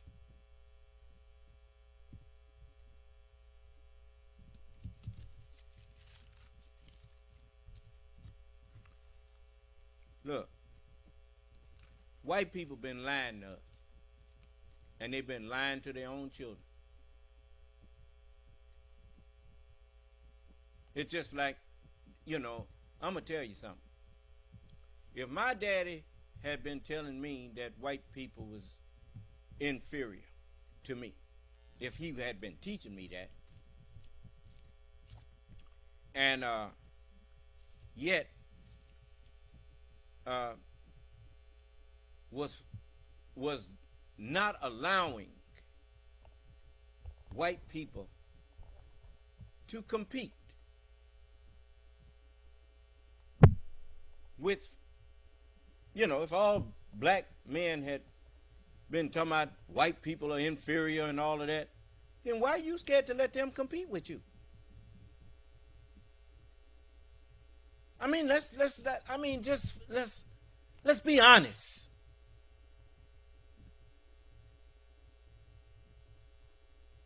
Everything we competed with him in, he found out we were not inferior to him.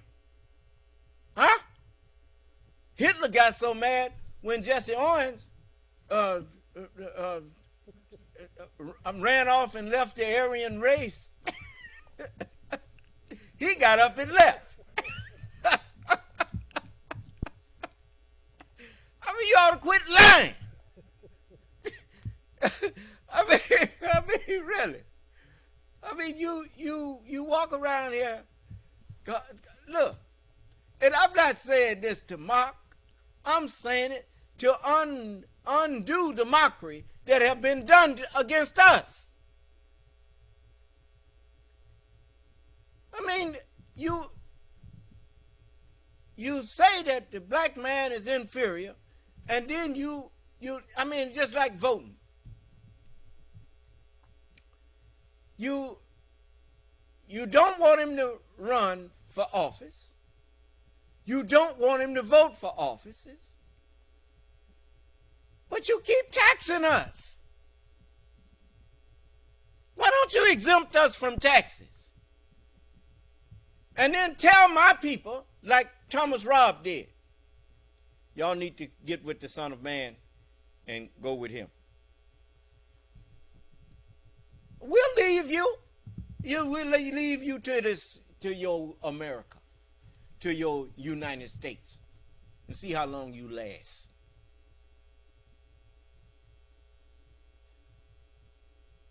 You only became great because we was over here serving you, helping you.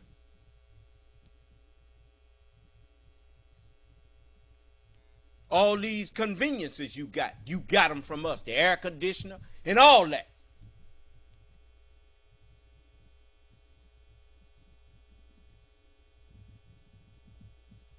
You liars. Tell your lying daddy, that's what he is, lying daddy and your lying mama. Tell him to come in here and talk to the Son of Man. Talk to this nigger that you say that is a liar here, that is nobody. Ask your daddy, where did we come from, daddy? Because I'm looking at the earth and I'm looking at us, and we couldn't have came out of this dirt here. Where did we come from? Ask him. And if he play crazy, ask him, hey, daddy, why I ain't never seen a white mouse in the house? I see these white mice in laboratories. Why they call them laboratory animals? And where did they come from? Son of Man say they come from the gray mouse. What you say they come from? Where they come from?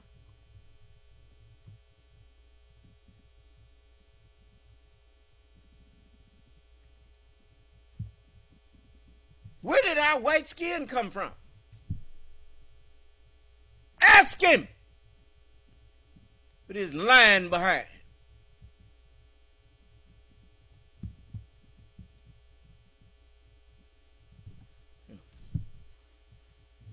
Now look at them pictures. You know, I'm a little boy praying to the image of the beast. Here this man did unimaginable evil against us.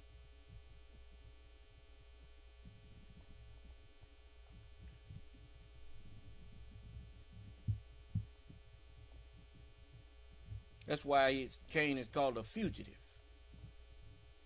Justice ain't caught up with him yet.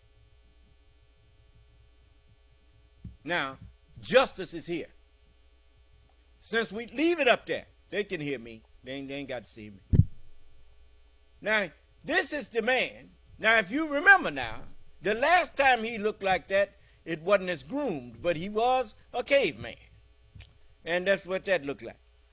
But it's a well-groomed caveman. You hear me?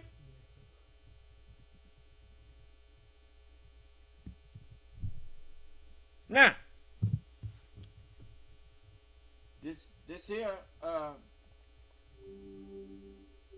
is what we started yesterday. And I'm going to back it up. Lies. The hideout of a living personification of evil. You've got it stuck in your butt. There you go.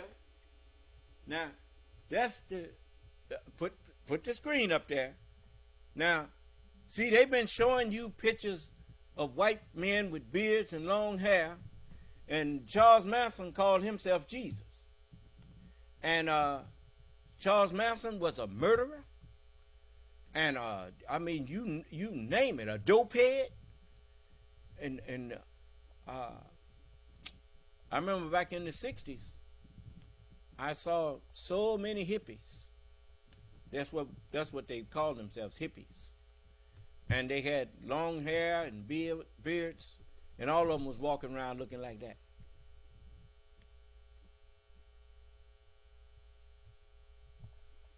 And when I was a little boy, I used to pray with pictures like that, an image like that in my head that I was praying to.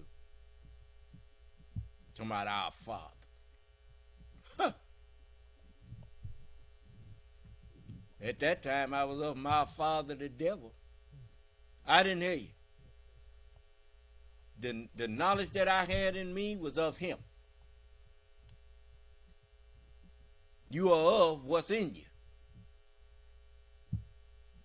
And if you don't come on in here, all of you, this is the day of judgment, and that curse that we put on them is now. This is the day where it can be removed. Let this mind be in you that was also in my Christ. I am the Lord, and all of the messengers of God were my anointed, my Christ. Why my anointed? Because I am the Word made flesh. And the word that they brought, they was anointed with it. Do you understand?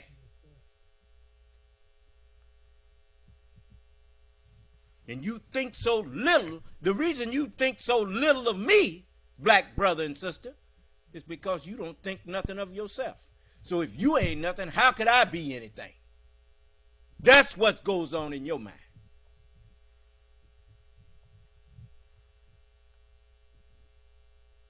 You didn't even take the time to go to our website and see what I've been doing with the help of a few who put their trust in me.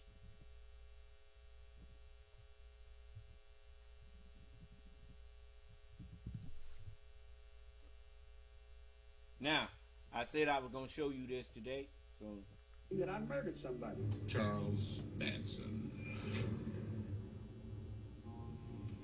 One hot, dry weekend in Los Angeles, August 1969. A pregnant movie star slaughtered, along with 4 others in her home. Across town, a couple butchered in theirs. These were brutal crime scenes, things that the police had never seen before. Murder so bloody, so ugly, they rewrote history, became a kind of bookmark. As an era of optimism ended, a darker time began. The 60s came to a close, 1969, and that was the curtain. That was the final curtain. Who could make sense of it? Are you saying that's relative? Who, even now? How do our kids end up doing this kind of incredibly violent crime? How did that happen? We'll do our best to answer that question, to get past the myths that have clouded the story of Charles Manson, and with the help of those who witnessed, finally explain the chaos, the crimes, the horror. It's a story that begins in a small mill town on the banks of the Ohio River, McMecken, West Virginia, where the myth Manson spun had its beginning. Manson had told his own life story, that he was a child nobody wanted, his mother's a career criminal and prostitute. But Manson lied. This is Jeff Gwynne, author of Manson, the man whose research revealed the facts behind the myths. Manson was raised by a very loving family, his uncle and aunt and his grandmother. These were folks who were very religious, and they, of course, wanted Charlie to go to church, which he hated.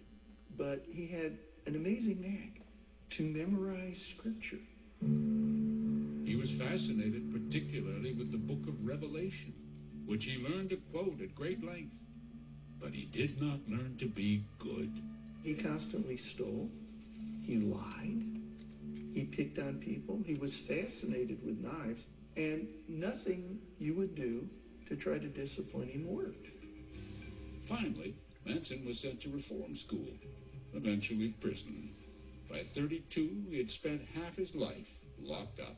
He was immediately struck by the pimps. From them, he learned how to control women who were, and this is his quote, bent but not broken.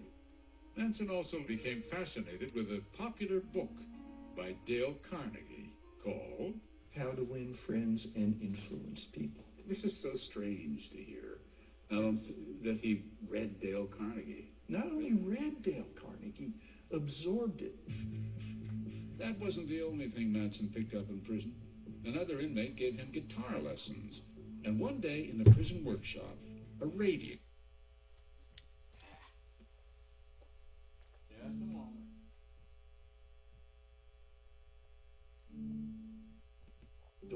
And he starts writing songs and performing in prison shows. And so, by the time Charlie Manson was released from prison on parole, his fantasy was very strong. He would be signed to a contract, would become world famous, rich, and have all the women and drugs he wanted. The fantasy, and Charles Manson himself, would almost certainly have remained anonymous, a complete unknown. Now, say he came from a loving family. But if it truly was a loving family, a loving mother and father don't lie to their children. See, your children saw the real truth about you. While you getting up in that church talking about God and all that kind of thing, your children saw you for what you was. They bought in, a lot of them bought into it, but a lot of them didn't. And it created a schism. Charlie, he saw the preacher as no more than a pimp. Doing what? What that song say? Dealing in dirt and stealing in the name of the Lord. Huh? And got people falling all over themselves for him. And they knew their daddy was a liar. Huh? Standing up there talking about he represents God. Preachers and pimps was the only ones driving Cadillacs. And the only thing that separated the two was what they was calling themselves. But both of them was doing the same thing. Conning people.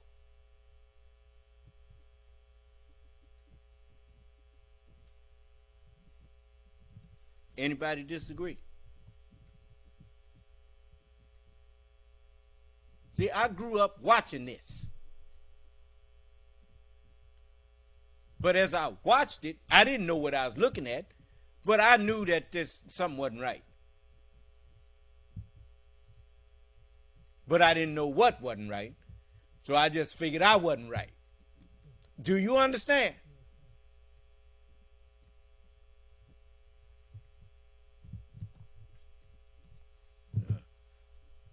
Reverend this and Reverend that. All Reverend was doing was riding the backs of people and getting prestige for being a reverend and being looked up to for actually being nothing.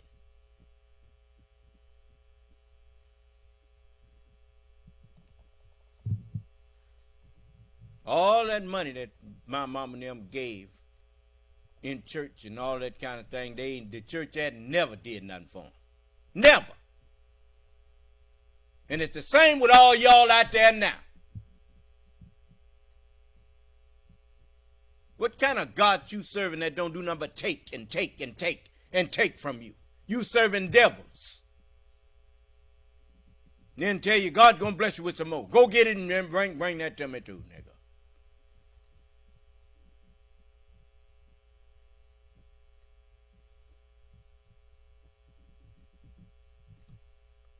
You'll never put that jacket on me.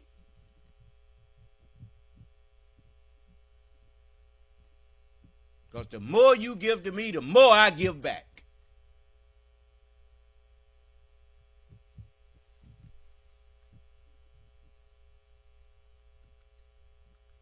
Had it not been for this. San Francisco's Haight-Ashbury district, where at that very moment in 1967, busloads of kids were arriving to what they thought would be a new world of peace and love. There'd be hundreds of people sitting on the sidewalk, and they'd go, grass, acid, speed. Roger Smith was Manson's parole officer in San Francisco, and into that scene walked Charlie Manson. He did. He could somehow identify the ones who could be tricked, coerced, drawn in. Bent, but not broken. Troubled young women. Like Susan Atkins. She left home as a teenager and drifted, washed up in the hate. She worked as a topless dancer, quit, and then fell under Manson's spell. He nicknamed her Sadie. Later, there was Leslie Van Houten, who got into drugs, ran away from home, had an abortion, and then met him. People magazine's Elaine Aradias has written about Manson. He slept with all those girls right away, making a connection with them, and they felt, this man gets me. He kept adding women to... See what happens when you lie to your children and they discover you were lying to them?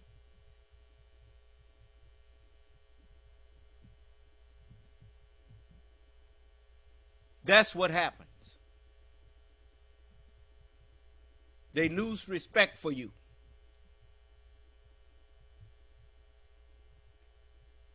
They may not have told you. They just left you.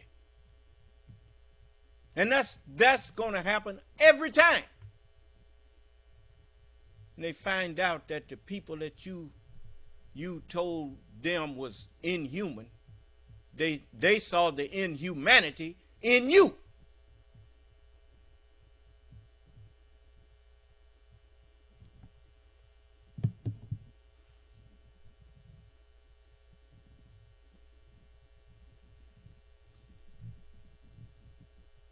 It's just like my mother and father. I love both of them. But I couldn't follow in their footsteps. Because they were satisfied with the status quo. They were satisfied with an inferior position and being looked upon as inferior people. And a poverty-stricken condition became the norm. And looking at eyesores all around them was normal.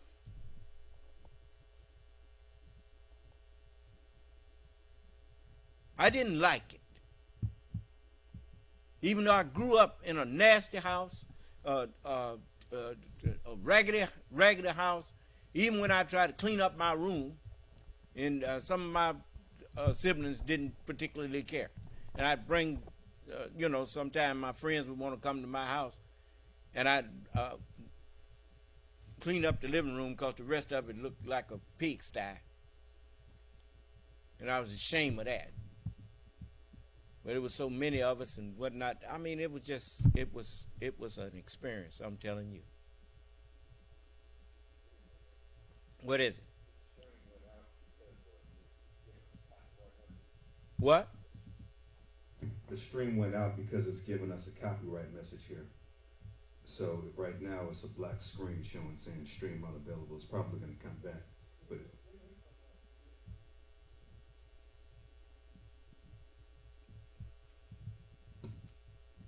why is it copyright when that's MSNBC News, Dateline? What is that?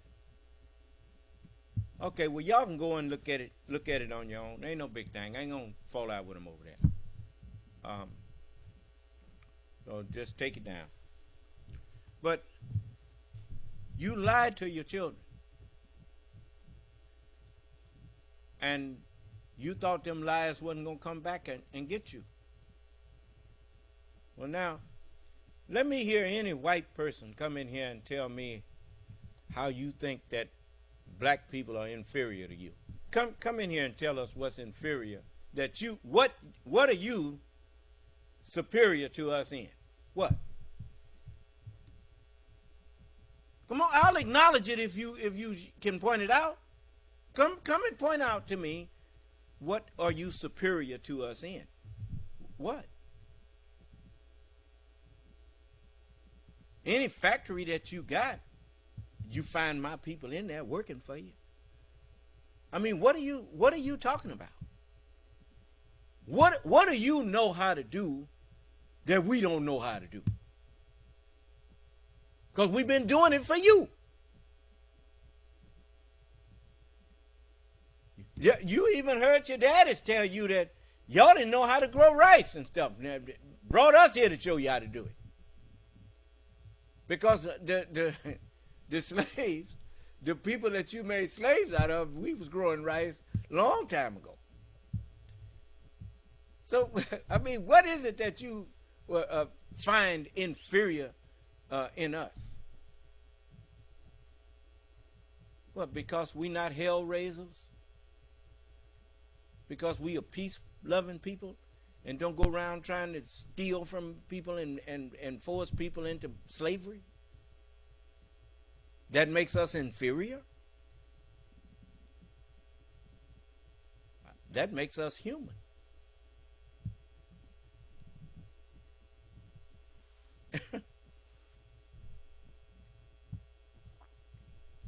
You ain't got no history of black people cannibalizing nobody. Talking about when you found that you show them cartoons and stuff with black people surrounding a missionary in a pot. Talking about they gonna eat it. We ain't never been no cannibals. That's why you didn't see in the famine in Somalia and Ethiopia and them places where you saw famines at. You didn't see mothers eating their children and people eating each other. You saw them laying down there with their baby cupped in their arms, dying of starvation. That is the human spirit.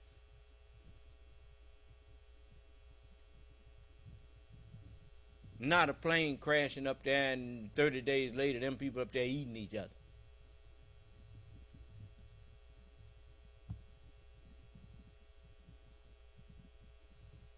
So I'm telling you, I'm here to give you your humanity. And if you don't want it, well, you're going down with the beast. The beast is the mind that's up there in your head. The devil, the deviser, the mind of illusion.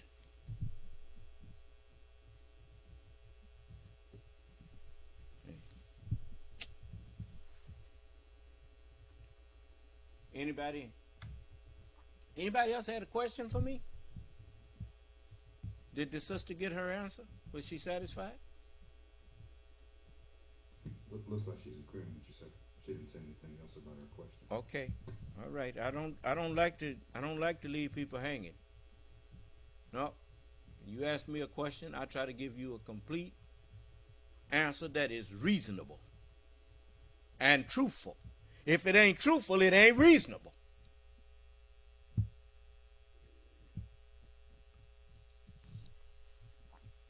So, I thank Allah for every one of you who, are we back up? Okay. I wasn't sure about that, on that Charles Manson history there.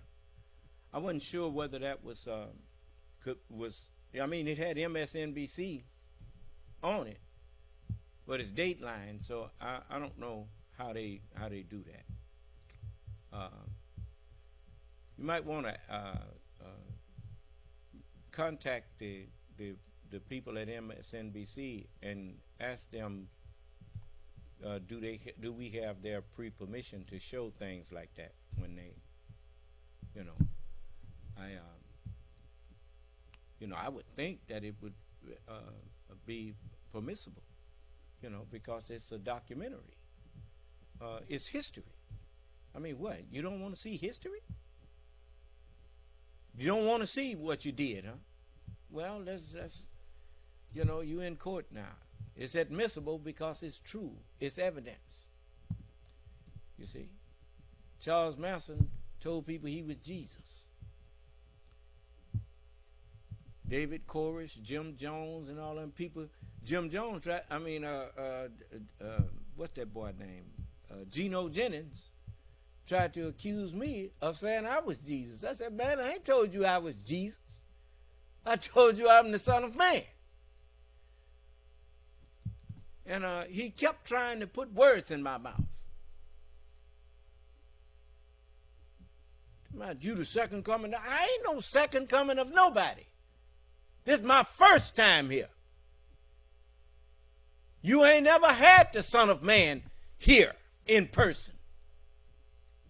You had the word, the light of the Son of Man came before you saw the Son of Man in person. That's what you go outside in the morning at sunrise. And before sunrise, I guarantee you, you're going to see the sky all lit up before the sun makes an appearance. Do you understand? Okay. So, all of the messengers of God, they were bringers of the light that emanates from me. And now, I'm here to magnify that light and make it more intense. Do you understand? So, and while I'm with you here and suffering with, oh, by the way, I thank you all for your well wishes and your prayers. And I tested again yesterday, and it came out negative. And so the virus has pretty much, so far, it seemed to be my immune system dealt with it, thanks to those vaccines. As Dr. Fauci had said, if you get vaccinated and contract the virus, you more than likely will not have to go to the hospital. And I didn't have to go to the hospital. And, for the most part, I just felt a little weakened, like I had a cold. It's been so long since I had a cold or any kind of sickness.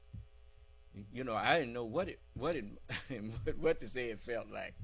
But it just, but you saw me, I took some of that Mucinex that my daughter got for me, and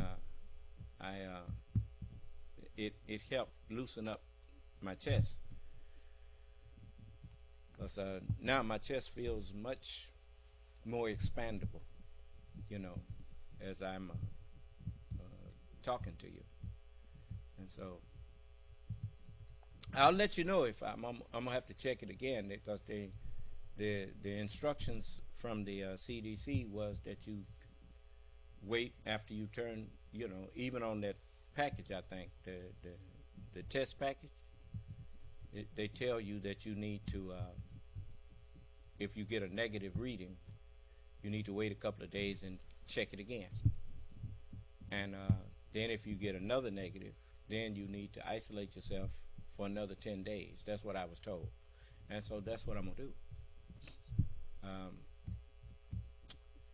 So that's all part of submitting to the higher powers. You see, you notice, let every soul be subject unto the higher powers, because every knowledge is power. Someone who has higher knowledge or greater knowledge of a particular subject matter than you, you should have sense enough to humble yourself and submit to them. You know, the medical people, they've studied things that I haven't studied. So, you know, I'm thankful that, like my hands, when I when I drop something on the floor, or when I see something on the floor, I don't try to pick it up with my teeth. I use my hands. My hands are more qualified to pick that up than my teeth are. And so my own body is proof that you submit to the higher powers. You see, the hand have much more power to pick up stuff than my teeth does. Do you understand? So the hand is used for what it is best suited for. You let the scientists and the CDs, the doctors and scientists guide you, and you will be better off, because by doing so you are obeying what Allah said to do. You see, and if you don't, you know, then that's on you. Because I feel pretty good today. And, you know, I was out working and putting up some more duct work today. Even though I was putting some up the other days, I wasn't really feeling like it. But I went on anyway. But today I felt good, you know. And so, you know, I'm waiting for them to tell us when because these things that's happening now, these are plagues, and Allah is giving us ways to let that pass over us. You see that blood sign that your immune system is given to make that virus pass over and not set up shop in you. Do you understand? So all praise is due to Allah. Because I was told that this COVID virus, it actually has ruined people's pancreas and all kind of stuff, and caused them to have to be on becomes diabetic, and it can ruin your kidneys, it can affect your organs. It's all kind of things that it can do. That's why it's called a pestilence. A pestilence is viruses that get inside of your body, like rats and roaches and things, pests get inside your house. You know, so man, this is a terrible day and time. So I thank Allah for Dr. Fauci and the whole CDC scientists and all of those who have worked all these years and studied and learned how to effect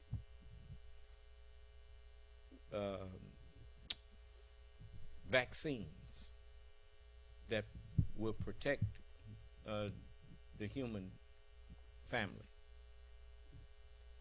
So show those people respect and give thanks to Allah for the knowledge that He blessed them with that can help you. God works through people because God is the truth.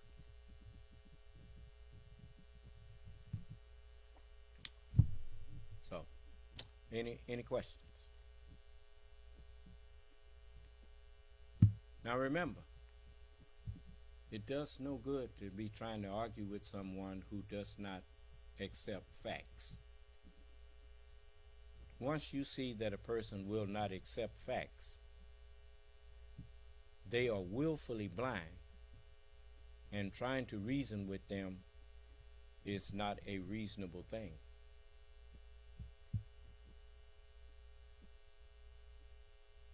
would you go and try to have a conversation with a wall?